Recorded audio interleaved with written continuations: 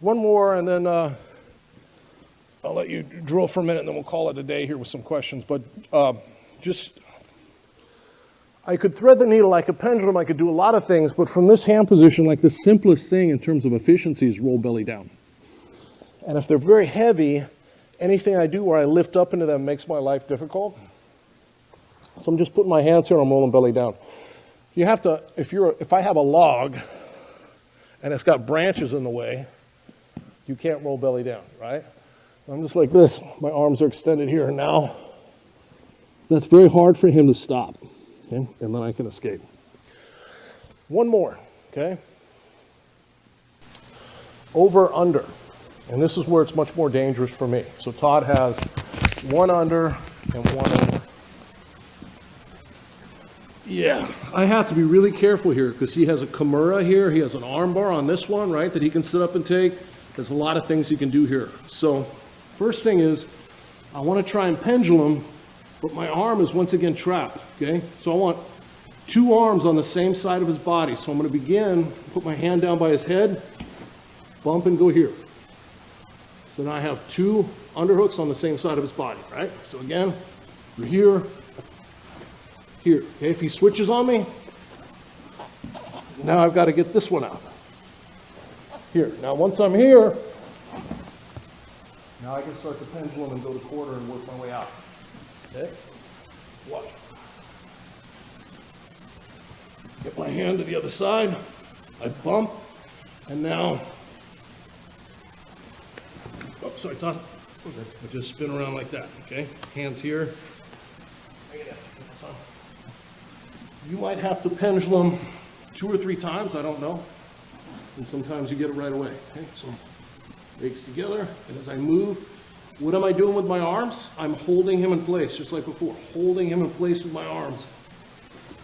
That becomes a frame, right? To keep him from following me. Got it? Let's try it. Where's your palm out on that one? What's that? The palm is out. So, because I'm extending, it's going to be an internal rotation like this. Right? So this is the motion.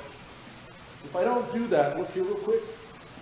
We'll end it on here. I'll let you guys practice it, but you demonstrate this in all. If I still do it, what happens, let's say I have a little connection here, you just kind of follow me. Right? So this holds his body in place for a second. And that's what allows me to get myself out. So as my body moves away, my arm is extending and filling up that space so he can't chase me. So I guess without a body, it would look like this. Like this. And I want to extend it because I want to have, again, it goes back to what we're talking about on the bridge and roll. I need a connection to him. I want my arms fully connected to his skeleton so I can move away from that. Make sense? Okay. And you can call that a guard pull. I think in a way that's more turtle because I'm going my hands and knees. And he's going to be turtle and I'm going to be turtle top. Okay? Let's try it. Let me just show one last thing. I'm going to let you drill and then we'll do questions. Just so the hand position, go ahead and lay on your back. It's important for escaping, but it's also important for defense, right? So if I'm this position of north-south, you got one under, one over, is a very aggressive position, okay? Because I can really go after either arm, right? So I'm in this position right here. I can start to work for the straight arm lock. I can kimura. All that's available to me right there, right? They're going to attack that arm. Now, here I feel really good. I can arm lock this one.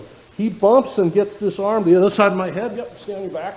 Just hand position. Put your hand here. Stand it up towards your finger. I don't feel like I have a really good kimura here, right? This is tricky, hard for me to get to this one.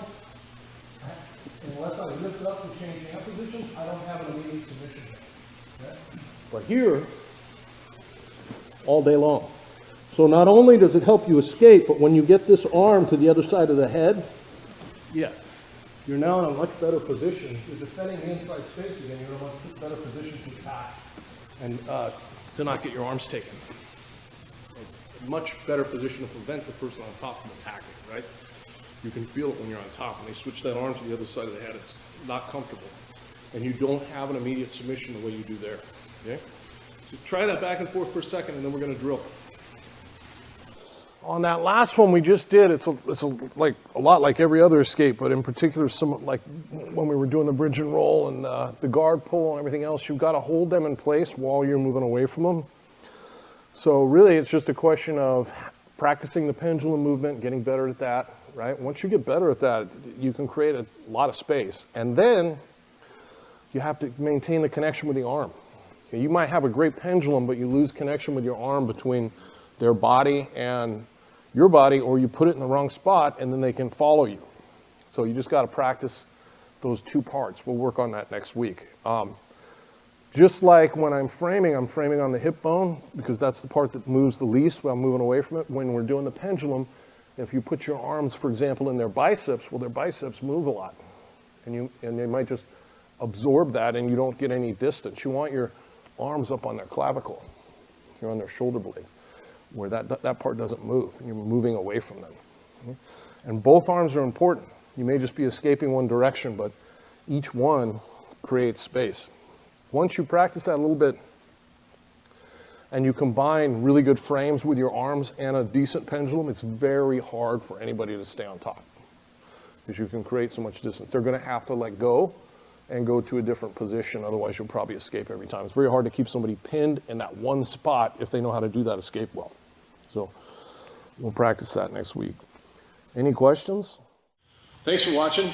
Make sure you subscribe, hit the bell for frequent updates because we're updating this every week, and make sure you comment and like and share our videos. We appreciate it, and we definitely try and respond to all the comments.